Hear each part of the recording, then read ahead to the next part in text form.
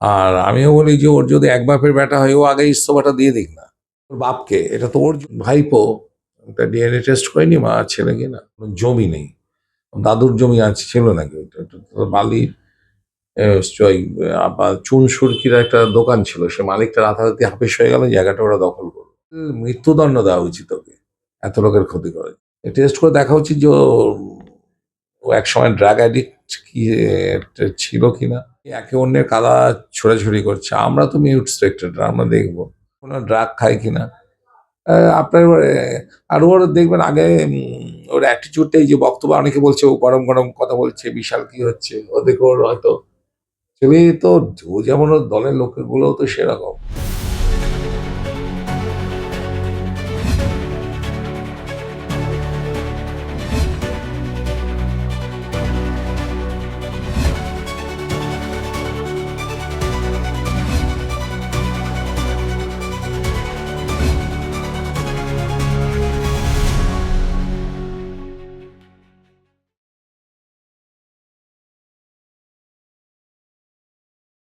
আপনি অভিষেক বন্দ্যোপাধ্যায়ের বিরুদ্ধে একটা নতুন অভিযোগ করলেন যে আমফানের দুর্গতের জন্য যে অনুদান দেওয়া হয়েছিল সেখান থেকেও তিনি টাকা চুরি করেছেন। এটা যদি একটু বিস্তারিত বলেন। না, বিষয় হচ্ছে যে আমফানে একটা বিশাল বড় দুর্নীতি হয়েছিল। তো আমার কাছে কিছু তথ্য আসে, সেই তথ্য নিয়ে আমি কমপ্লেন করি। দেখা যায় যে যে এখানটায় টোটালি প্রাইম অ্যাকুজড পার্সন হচ্ছে আপনার অভিষেক ব্যানার্জি। আমার কাছে যে তথ্যগুলো আসে, যেমন দেখা যাচ্ছে যে তাতে direct recommended by Abhishek Banerjee রয়েছে। দেখতে পাচ্ছেন অভিষেক ব্যানার্জি গ্রুপ প্রত্যেকটা। এবং এখানে দেখা যাচ্ছে যে একই ফোন নাম্বারে প্রচুর লোককে, সব একই ফোন নাম্বার, প্রচুর লোককে আমফানের ঘর দেওয়া হয়েছে। এবং আরো দেখা যাচ্ছে যে কমপ্লেন্টে সেখানটায় বাবার নামের জায়গায় শুধু ফোন নাম্বার, কোনো রকমই নেই, সমস্ত ফোন নাম্বার বাবার নামের জায়গায়। ফোন নাম্বারও অসম্পূর্ণ আছে, ওদের টাকা স্যাংশন হয়ে গেছে। এছাড়া এগুলো সব উদাহরণ, এরকম মানে লক্ষ লক্ষ আর কি, প্রায় 2.5 লক্ষ ঘর। আচ্ছা, যেমন হচ্ছে একই ব্যক্তি নামে, যেমন আনসার আলী মল্লিক 6 বেনিফিশিয়ারি, একটা ঘরে 6 জন বেনিফিশিয়ারি। তো এরকম তদন্ত করতে গিয়ে দেখলাম যে প্রাইম অ্যাকুজড পার্সন হচ্ছে অভিষেক ব্যানার্জি, এবং এই দুর্নীতির পরিমাণ প্রায় 250 কোটি টাকা। তা আমি এই নিয়ে আমি ক্যাগেও রিপোর্ট করি সিবিআই ইনভেস্টিগেশনের জন্য। তার কপি আমার কাছে এসছে, ওরা এই কপি পড়ে জানতে পারলাম যে ক্যাগ 2021 সালের মার্চ মাস নাগাদ আপনার এইটার ব্যাপারে দুর্নীতিটা ধরেছিল।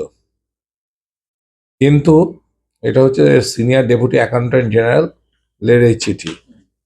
কিন্তু দেখা গেল যে এই মার্চ মাসে 2021 সালে তো ক্যাগের এই রিপোর্টটা বিধানসভাতে মমতা ব্যানার্জি আনেননি, এবং যার ফলে এটা পাবলিক ডকুমেন্ট হয়নি, কনফিডেন্সিয়াল রয়ে গেছে, কেউ জানতেই পারেনি। আমি এটা এক্সপোজ করার পর আমি মাননীয় মুখ্যমন্ত্রীকেও সব জানিয়েছি, এবং আজকে উনি বিধানসভায় ঘোষণা করে দিয়েছেন যে এই আমফানের যা দুর্নীতি সহ যে সমস্ত রিপোর্টগুলো ক্যাগের, সমস্তই বিধানসভায় তুলে ধরা হবে এবং পূর্ণাঙ্গ তদন্তের নির্দেশ দেওয়া হবে। তো এইগুলো তো করা উচিত। আপনার এই যে অভিষেক ব্যানার্জি যেভাবে কোটি কোটি টাকা, এবং মমতা ব্যানার্জির প্রশ্রয় এগুলো দুর্নীতিগুলো হচ্ছে, গরিব মানে ডাইজেস্টার ম্যানেজমেন্ট একটা তো পড়বেই, যে ত্রাণের মালও পর্যন্ত ওরা চুরি করে দিয়েছে, কিছু ছাড়েনি। ইভেন ফিশারম্যানদের জন্য যে জাল দেওয়া হয়েছিল, যেমন ফলতাতে দেখা যাচ্ছে 80টা মাত্র হচ্ছে আপনার বোট, মানে নৌকা, সেখানে 10,000 নাকি জাল দিয়েছে।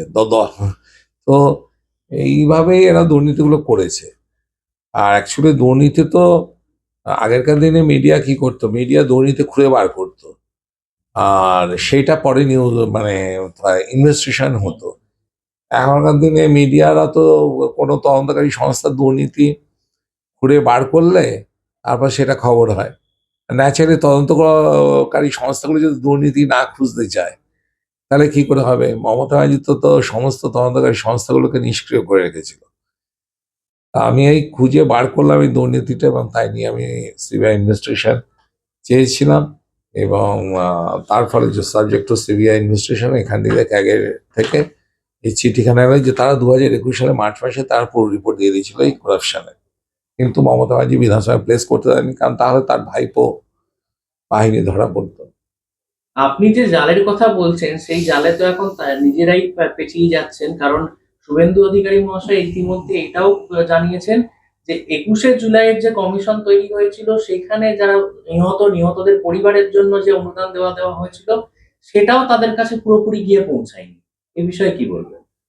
21-এ 21শে জুলাই কমিশনের রিপোর্টের একটা অংশ উনি জনসমক্ষে এনেছেন যে নিহতদের পরিবারের জন্য যে 25 লক্ষ টাকা করে বরাদ্দ করা হয়েছিল সেটাও পুরোপুরি গিয়ে তাদের হাতে পৌঁছায়। 21শে জুলাইয়ের, হ্যাঁ সেটা তো মানে শুভেন্দু তো এখন আমাদের সিএম, উনি একের পর এক মমতা ব্যানার্জির যে ধরনের দুর্নীতি করেছে সবই এক্সপোজ করবেন। কারণ এখন তো এতদিন যে ধরে যেটা অসম্ভব ছিল আমাদের পক্ষে, সে এখন তো আমাদের পক্ষে সম্ভব সে ফাইলগুলোর কাছে পৌঁছানো। তাও অনেক ফাইল তো ওরা নষ্ট করে দেবে, কিন্তু তবুও তো কিছু পাওয়া যাবে। দেখা যাক কি হয়। স্যার, মুখ্যমন্ত্রী আরেকটা কথা যেখানে প্রথম দিন বিধানসভাতে গিয়েই বলেছিলেন যে বিরোধীদের সমান অধিকার দেওয়া হবে বিধানসভায় কথা বলার জন্য। আমরা যে চিত্রটা এখন দেখতে পাচ্ছি যে বিরোধীরা দুই গোষ্ঠীর নিজেদের মধ্যেই মারপিট করে বাধ্য হয়ে তাদেরকে বার করে দিতে হচ্ছে।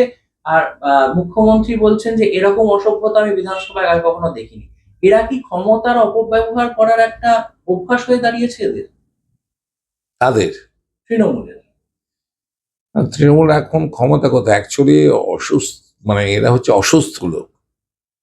দুর্নীতি করে করে এদের মানে এত গ্রেডটা নিচে নেমে গেছে, কোথায় কি করতে হবে এরা কিছু জানে না, এবং ন্যাচারালি একে অন্যের কাদা ছোড়াছুড়ি করছে। আমরা তো মিউট স্পেক্টেটর, আমরা দেখছি আর কি।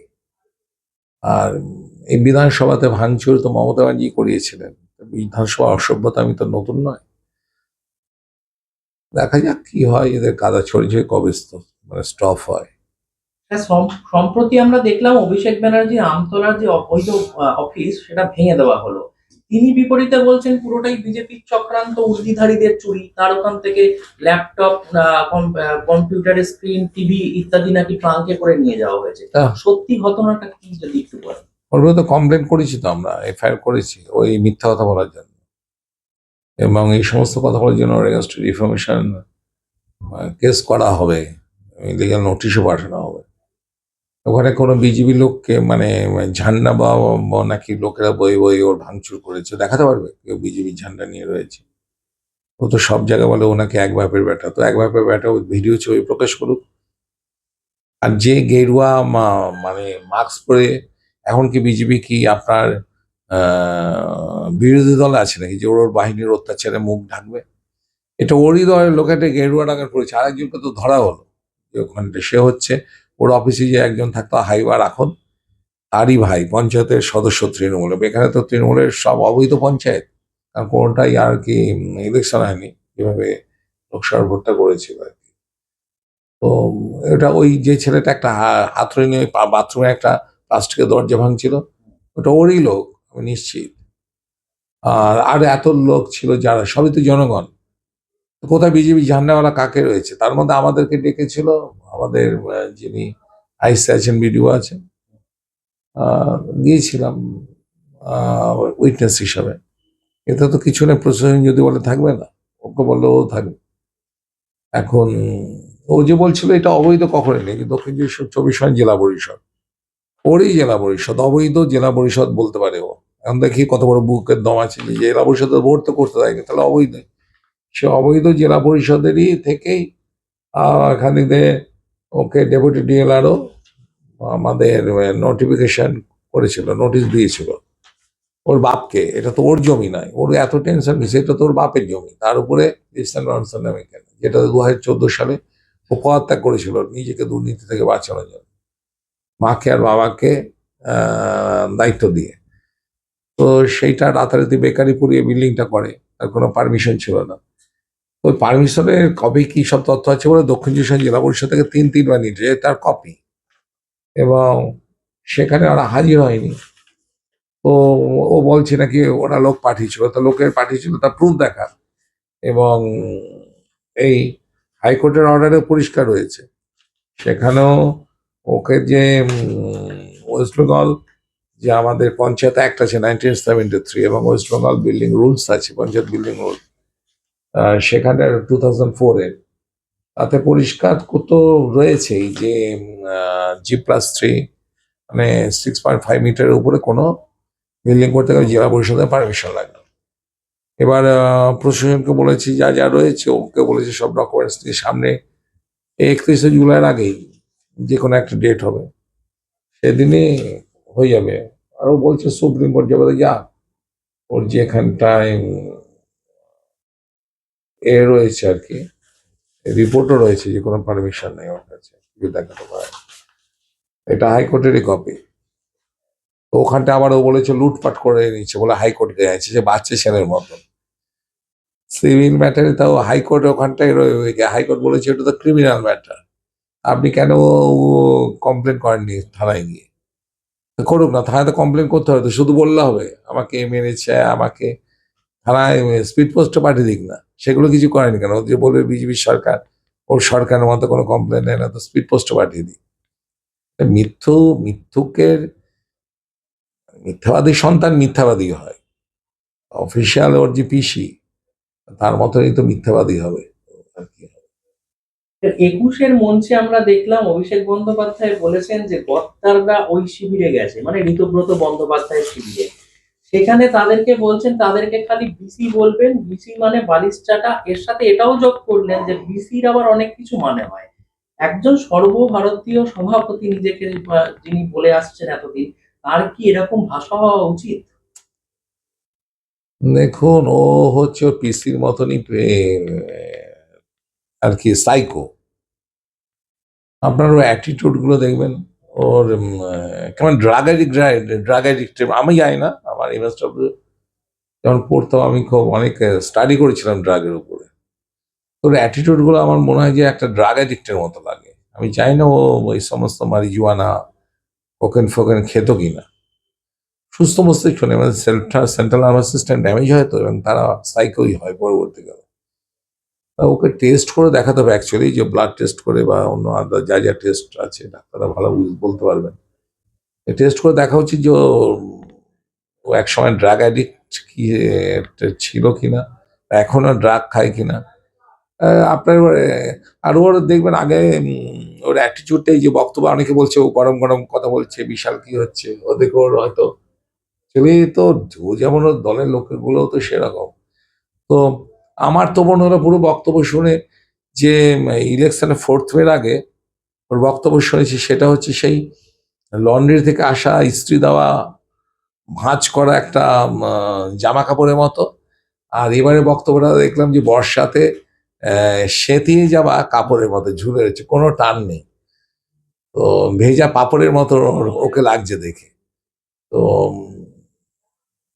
একদম অভিষেক ব্যানার্জি মোটামুটি বুঝে গেছে, তার মধ্যে ওকে এখন বিদেশ যেতে দিচ্ছে না হাইকোর্ট। বেচারি কি করবে? সেই কোনদিন বিড়ালকে তাড়া করে বন্ধ ঘরে রেখেছেন, কারণ ফোঁস করে, হ্যাঁ, এদিকে কোনের দিকে চলে যায়, গায়ে হাত পায়ে লোম ফুড়ে ওঠে, লোমগুলো সেই রকম আর কি। ওর ঘরে বন্ধ বিড়ালের মতো অবস্থা ওর। বা টাইগার তো জীবনে হবে না, ছুঁচো বিড়াল এইসব টাইপেরই অ্যাটিটিউড আর কি। ঠিক যেমনটা আপনি বললেন স্যার, চোখের চিকিৎসার জন্য সে আমেরিকা যেতে চায়, এদিকে হাইকোর্ট বলে দিল সোজা যে এসএসকেএম এ আগে যান, আগে আপনার রিপোর্টটা দেখি কি প্রয়োজন, তারপর আমরা সিদ্ধান্ত নেব। এসএসকেএম এর জায়গায় তো ওনাকে ওনারই সেবাশ্রয় পাঠাতে পারতেন। ওইটাই আমি বলছি, হাইকোর্টের বিচারপতি ভদ্র সম্মানীয় বিচারপতি বলে সেবাস্ট্রাইটে উচ্চারণ করতে হয়নি। আমাকে যদি বলেন, আমি বলতো আর একটা সেবাস্ট্রাইট ক্যাম্প খুলুক, ওই বেআইনি ইলিগাল ক্যাম্প, আর ওই বাচ্চা ছেলে আনরেকগনাইজড হাতুড়ে ডাক্তারদের নিয়ে এসে ওখানটায় ক্যাম্প খুলুক, এবং ওখানে চিকিৎসাটাও করা। ও ডায়মন্ডবাসীর কত লোকে যে ক্ষতি করলো এই সেবাস্ট্রাইট ক্যাম্পের মাধ্যমে, সে ভগবান জানে, আর যারা ক্ষতিগ্রস্ত হয়েছে তারা জানে।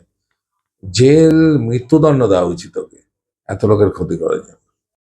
আর ইতিমধ্যে আমরা দেখেছি যে ওনার সেবাশ্রয়ে ভুল চিকিৎসা করার ফলে একটা মহিলার পা বাদ গেছে এবং একটি শিশুর হাত বাদ গেছে, সেটাও সংবাদ মাধ্যমে উঠে এসেছে। এদিকে ওনার কাছের যে মানুষরা তারা বলছেন যে এইসব ছোটখাটো বিষয়ে দাদা নজর দেন না। তাহলে এখানে দায়টা কার? না, এটা সম্পূর্ণ অভিষেক ব্যানার্জি। আজকে আমি মেডিকেল কাউন্সিলে কমপ্লেন করলাম, যদি মেডিকেল কাউন্সিল শুধুমাত্র রেজিস্টার্ড যারা ডক্টর তাদের ওই ক্যাম্পে হাজির ছিল তাদের বিরুদ্ধে অ্যাকশন নেবে, যারা ইউএসজি মেশিন চালিয়েছিল। আমি তো আজকে কয়েকটা ছবিও আমি পাঠিয়েছি অ্যানেক্স করে। এখানে প্রচুর লোক ইনভলভমেন্ট আছে। সেখানটায় ডক্টর কাসেম আছেন, কাসেম, যিনি বেলোনা নার্সিংহোমের যিনি মালিক আছেন। ওই USG machine, ICCU, CCU, ventilator এগুলো দিয়েছিল। সাকিল আক্তার আছে বেলোনা নার্সিংহোমের, যে ডিপলি ইনভলভ আছে। নির্মল মাঝি, ইনিও ডক্টরদের পাঠানোর ব্যাপারে ছিলেন। সর্বরী দত্ত, যে হচ্ছে রিজু দত্তের মা, উনিও নিজে ক্যাম্পে রেগুলার গিয়েছিলেন। রানা চ্যাটার্জি, যে এক্স এমএলএ ছিল, তিনি ক্যাম্পে নিয়মিত গেছেন। এছাড়াও আপনার ওই এরা ওই বলছি, ছবি আমি দেখিয়ে দিচ্ছি, আপনার কিছুটা ক্লিয়ার হবে। এটা কই গেল কপিগুলো, যেগুলো পিডিএফ করলো।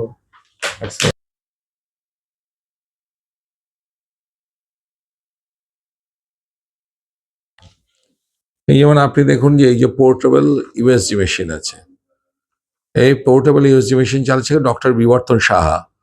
এই ডক্টর বিবর্তন সাহা হচ্ছে তৃণমূলের কাউন্সিলর।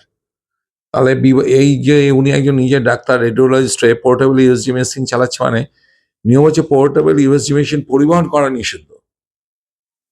মানে অনুমতি তো কোনো জীবনে কোনোদিন পাবে না। সে পোর্টেবল ইউএসজি মেশিন উনি ইউজ করছেন কি করে?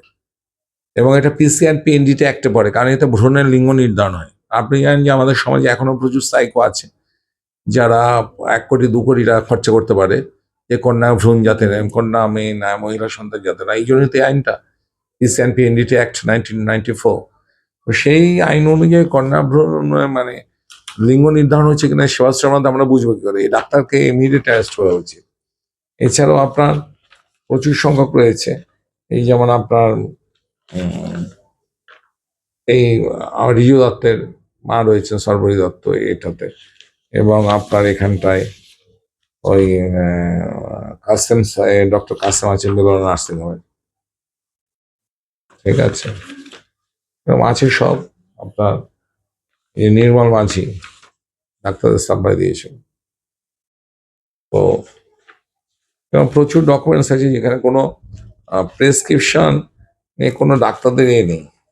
এই মহিলা তো পাই কে চলে গেল, এরকম আছে। সব প্রেসক্রিপশনে কোনো রেজিস্ট্রেশন নেই, রেফারেল, এগুলোর মানে কোনো রকম এগুলোকে প্রেসক্রিপশনকে বলবে?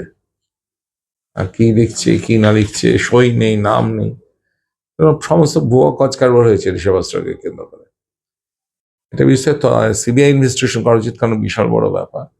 আমরা প্রেয়ার করেছি সিবিআই ইনভেস্টিগেশন জন্য। আপাতত 5টা কেস হয়েছে সেবাশ্রয় নিয়ে ডায়মন্ড হারবারের বুকে, আরো 2-3টা হবে। অভিষেক বন্দ্যোপাধ্যায় যে কণ্ঠস্বর নমুনা কিছুদিন আগে দিয়ে দিলেন, সেখানে আবার উনি আর্জি জানালেন যে এই কণ্ঠস্বর যেন অন্য কোনো মামলায় ব্যবহার না হয়। হঠাৎ এইরকম আর্জি কেন? না, এটা তো আপনার যে কণ্ঠস্বর মনে, যেহেতু হেডটা রয়েছে না কালীঘাটের কাকুর কণ্ঠস্বরের সঙ্গে ওর যে ভয়েস রেকর্ডিং যদি কিছু পায় তাহলে তো আরো ফাঁসবে। প্লাস আরো অনেক ওর এখন আতঙ্কে রয়েছে যে আর কি কি কেসে ওর কণ্ঠস্বরটাকে ইউজ করা হয়, এটা এই ডকুমেন্টসটাকে, যার ফলে এভিডেন্স গুলোকেও যাতে একটা অন্য আর একটা কেসে যাতে না অ্যাড করা হয়, সেটাইও চাইবে আর কি। আর এরপর তো হুমকি দিয়ে যাচ্ছে এখনো। হুম। এইবারে যে হুমকি গুলো দিল যে কাউকে বাঁচতে দেবে না, যারা যারা থাকবে পার্টি অফিস ভাঙার জন্য, এমপি অফিস ভাঙার ওই জায়গায়, আমাদের কাউকে বাঁচতে দেবে না। এই হুমকির মধ্যে আরেকটা কথা উনি বলেছেন, সেটা হচ্ছে ফুটপাতে থাকবো, লড়াই করে বিজেপিকে হারাবো। এটা কি আদৌ হুঙ্কার, নাকি বাড়িটাও যে অবৈধ সেই সত্যিটাই ওনার মুখ দিয়ে বেরিয়ে আসে? ফুটপাতের মাল ফুটপাতেই থাকবে। আলফারের পাশে থাকা একটা বংশ, যাদের কোনো জমি নেই, দাদুর জমি আছে ছিল নাকি, ওইটা তো বালির ওই আবার চুন সুরকির একটা দোকান ছিল, সে মালিকটা রাতারাতি হাফেস হয়ে গেল, জায়গাটা ওরা দখল করলো, দখল করে এরকম একটা ঘর করে তারপর সেটা দিয়ে ভাড়া পশ্চিমবাংলাকে জ্বালিয়ে মারলো। স্যার, কল্যাণ বন্দ্যোপাধ্যায় বলেছিলেন যে আমি থাকবো দলে, না হয় অভিষেক থাকবে। আমরা দেখলাম একুশের মঞ্চ থেকেও উনি বিরক্ত হয়ে নেমে গেলেন এবং পরবর্তী সময় মিডিয়ার সামনে এসে ক্ষোভ উগড়ে দিলেন অভিষেক বন্দ্যোপাধ্যায়ের বিরুদ্ধে, বিশেষ করে মমতা ব্যানার্জির বিরুদ্ধে। তিনি বললেন যে মমতা ব্যানার্জি যদি দলকে না দেখতে পারে তাহলে কোনোভাবেই আর দলকে দাঁড় করানো সম্ভব না। এই বিষয়ে আপনি কি বক্তব্য? দেখুন, আমি জানি না, আমি তো ড্রিঙ্কস করি না, কিন্তু অনেকে লুকিয়ে লুকিয়ে ড্রিঙ্কস করে। আর তো আর কল্যাণ বন্দ্যোপাধ্যায়ের নামে অনেকেই বলেন উনি নাকি মাতাল। তো এটা অনেকে কাউকে অপমান করার জন্য বলতে পারে, কিন্তু আমি এটা নিজের মানে গ্রামে গঞ্জে আমি দেখেছি, যারা মদ বেশি খায় তাদের মন কিন্তু, তারা অনেক সত্যি কথা তাদের পেট থেকে বেরিয়ে আসে, মনও পরিষ্কার থাকে অনেকটা। তা কল্যাণ বন্দ্যোপাধ্যায় যে কথাগুলো বলেছেন একদম সত্য, বহু সত্যি কথা বলেছেন। হ্যাঁ, উনি এতদিন পরে কেন বলছেন সেটা হয়তো উনি 22-এ প্রথম বলেছিলেন, আর আমি তো বলেছিলাম 2000, আমি যদিও মদ খাই না, কিন্তু আমি 2014 থেকে অভিষেক যখন এখানে প্রার্থী ছিল তখন থেকে বলছি এই অভিশাপটাকে যেতে দেবেন না। তা তখন আমার কথা অনেকে বুঝতে পারেনি। আজকে সেই কথাগুলোই হচ্ছে। এবং প্যান্ডোরা বক্স প্রথমে আমি খুলতেই, আপনি দেখেছেন কি এটা, যে অভিষেকের বিরুদ্ধে 4th মের পরেও কেউ কোনো কথা বলতো না। এখন তো যেটুকুনি যা বলার বলতেন শুভেন্দুদা আর আমি। এখন তো অনেকেই দেখছি কথা বলতে লেগেছে। তো ভালো লাগছে আর কি, আমাদের কাজটা তারাই করে দিচ্ছে, সে যেই বলুক আর কি। কিন্তু কল্যাণ বন্দ্যোপাধ্যায়ের কথাগুলোর মধ্যে কোনো অযুক্তি নেই। অ্যাকচুয়ালি যে দলই হোক, এই যে মদন মিত্র, আপনার কয়েকজন সিনিয়র কার্যকর্তা, কুণাল ঘোষ, মদন মিত্র, কল্যাণ বন্দ্যোপাধ্যায়, এরা কিন্তু মমতা ব্যানার্জিকে প্রচন্ড ভালোবাসতো, এবং মমতা ব্যানার্জির জন্য এরা একটা সময় খুবই খুবই সবকিছু তন্মন ধন সবই দিয়েছেন। মমতা ব্যানার্জি এখন নিজের ভাইপো, একটা ডিএনএ টেস্ট করেনি মা আর ছেলে কিনা, নিজের ভাইপোর জন্য উনি যে অন্যদের সঙ্গে যেটা করছেন, অ্যাকচুয়ালি মমতা ব্যানার্জি গদ্দারি করছেন দলের বাকি লোকেদের সঙ্গে। আমি জানি না অভিষেক ওনার কে অরিজিনালি, সেটা ডিএনএ টেস্টের মাধ্যমেই একমাত্র ধরা পড়া সম্ভব। এবং এইটা আমার মনে হয় যে সবাই যখন বলে বিভিন্ন জায়গায় যে উনি একে করছেন কেন, সন্দেহ প্রকাশ করছেন, মমতা আর অভিষেকের ডিএনএ টেস্ট করেই দিতে পারে যে ওনারা যেটা মানুষ সন্দেহ করে সেটা নয় আর কি। তাতে অনেকটা ক্লিয়ার হতে পারেন মমতা ব্যানার্জি, আমার মনে হয়। তারা একজন রাজনীতিবিদ হিসাবে আপনি যদি তৃণমূলের দলে থাকতেন তাহলে আপনার এখন এই মুহূর্তে পদক্ষেপটা কি হতো? আমি কোন দুঃখ তৃণমূলে থাকবো, এগুলো কেউ থাকে নাকি? এটা ড্রেনে, আমি কি ড্রেনের পোকা যে ড্রেনের মধ্যে থাকবো? আপনিও যেমন, আমরা আরএসএস এর সঙ্গে স্বয়ংসেবক, আমি স্ট্যাম্প লাগানোর সঙ্গে স্বয়ংসেবক, আমরা হচ্ছে আত্মস্থ করেছি সংঘ। আমাদের কোনো পদ, কোনো পোস্ট, কোনো দল দরকার নেই, আমরা সঙ্গে স্বয়ংসেবক, that is enough for us. তো সেক্ষেত্রে আমরা কোয়ালিটিকে বিশ্বাস করি। আমরা নিচের স্তরের কোনো লোক যদি থাকে আমাদের থেকে, তাকে আমরা তুলে উপরে তুলে নিয়ে আসি, আমরা নিচে কোনোদিন নামি না। অনেককে দেখেছি যে তারা রাজনীতির মধ্যে দেখেছি তারা নিজের কোয়ালিটি নষ্ট করে নিচু স্তরে নেমে যায়। সে টাকার দিক দিয়ে হোক, মহিলার দিক দিয়ে হোক, মদে হোক, অন্য আরো কোনো বাজে কাজে হোক বা বাজে সঙ্গে। সৎসঙ্গে স্বর্গবাস, অসৎসঙ্গে নরকবাস। ঠিক আছে, আপনি সবকিছু চেঞ্জ হয়ে যেতে পারে, বিজ্ঞান চেঞ্জ হতে পারে, প্রযুক্তি চেঞ্জ হতে পারে, কখনো বিশেষণ আর প্রদক্ষ সহজে চেঞ্জ হয় না। কারণ এটা হাজার হাজার অভিজ্ঞতার ফল। এটা যে কোনো প্রদক্ষকে আপনি দেখবেন, দেখবেন সেগুলোর অনেক দিনের, এটা একটা সায়েন্স টাইপের আর কি, অনেক অনেক রিসার্চের ফল হচ্ছে একটা প্রবাদ বাক্য। তো আমরা সৎসঙ্গেই থাকবো, সঙ্গে আছি, গৈরিক ধ্বজ ছাড়া কারো কাছে মাথা নোয়াবো না, যতদিন বেঁচে থাকবো গৈরিক ধ্বজের নিচেই থাকবো, অন্য কোথাও যাবো না। শেষ একটাই প্রশ্ন করবো স্যার, অভিষেক ব্যানার্জি যেটা এখন বলছেন যে সবাই দলে ফিরে আসুন, আমি 1 ঘন্টার মধ্যে ইস্তফা দেব, সেই বিষয়ে তার দলের অন্তত লোকেরাই তার বিরুদ্ধে ক্ষোভ উগড়াচ্ছে যে এতদিন কেন সেটা চেপে রেখেছিল, এতদিন বলেনি কেন? 4 তারিখের পরে তো 5 তারিখেই তিনি ইস্তফা দিতে পারতেন। তাহলে এই বিষয়টাকে আপনি কিভাবে দেখছেন? হ্যাঁ, কালকে তো শুভেন্দু বললেন, তুই যদি বাপের থাকে তাহলে ডায়মন্ড আরেকবার দাঁড়া। আর আমিও বলি যে ওর যদি এক বাপের বেটা হয়, ও আগে ইস্তফাটা দিয়ে দিক না, দেখে তারপর তো বোঝা যাবে। তারপর যদি কেউ না যোগ দেয়, আবার ওর পিসির দলে আবার মেম্বার হয়ে যাবে, আবার রাজ করবে। আগে রেজিগনেশন দিক না, তাহলে তো বোঝা যাবে দম কত।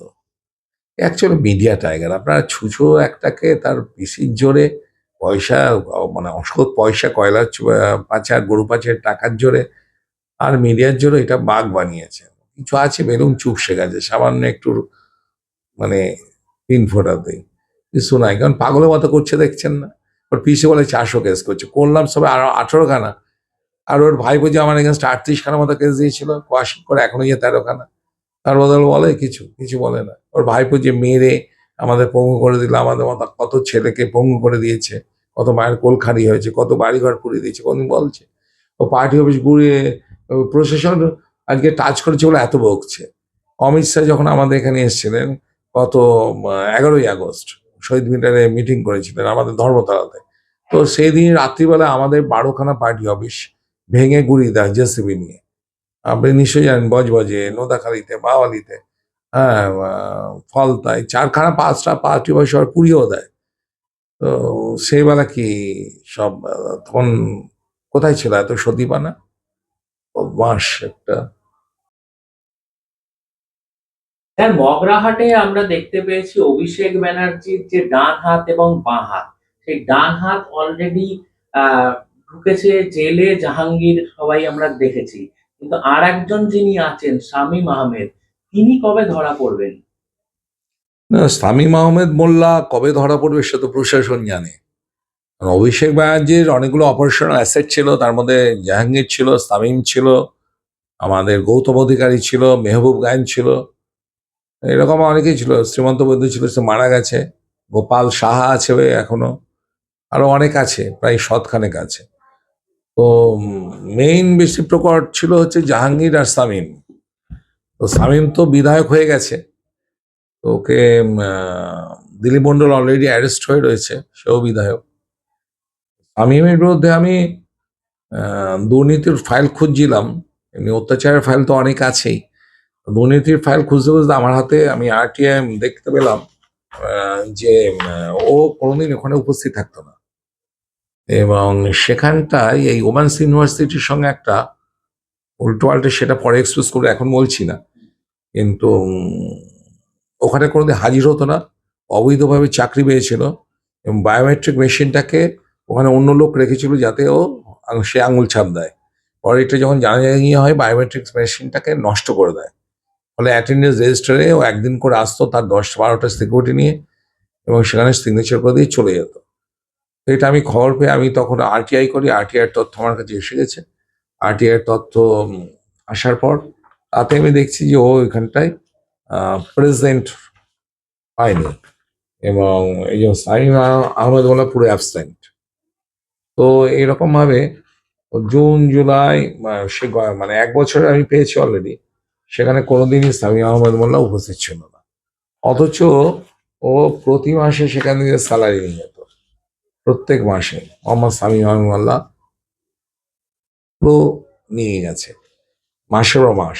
মানে কতখানি অবৈধ কাজ, prevention of corruption act section 3 and 7 পড়বেই, যে একজন পাবলিক সার্ভেন্ট হিসাবে পুরো সরকারি টাকা ও অবৈধভাবে নিয়ে গেছে।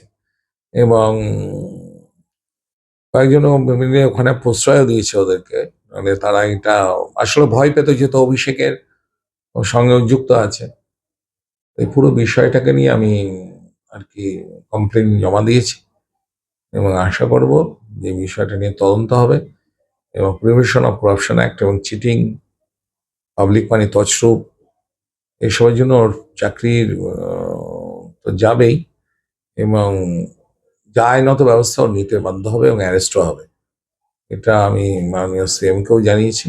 কারণ জাহাঙ্গীর এবং শামীম যে অত্যাচার করেছে, আর গৌতম অধিকারী আর মেহবুব গায়েন, এই 4জনের ওদের, এবং ওর সঙ্গে ওদের হ্যান্ডসগুলো, এদের অত্যাচার কোনোদিন ভোলা যায় না। এদেরকে ডায়মন্ডে যে সমস্ত তৃণমূলের নেতা রয়েছে, এই নেতাদের কাউকে ছাড় দেওয়া উচিত নয়। কারণ এরা একাধারে আমাদের এখানকার পয়সা লুটেছে, প্লাস একাধারে অত্যাচার করেছে অভিষেকের হয়ে। কাউকে আমরা ছাড় দিতে যাবো কেন? ঠিক আছে, তো দেখা যাক আমাদের কি হয়। আমি এই ব্যাপারে একটা প্রেস কনফারেন্স করছি, প্রেস কনফারেন্সের ভিডিওটা দেখলে আপনারা সব বুঝতে পারবেন। আমি আশা করব যে প্রশাসন সঠিক স্টেপ নেবে এবং সাইম আহমেদকে যেভাবে আমি এক্সপোজ করেছি, ওর বিরুদ্ধে ড্রাস্টিক অ্যাকশন নেবে আমাদের বর্তমানে বিজেপি সরকারের প্রশাসন।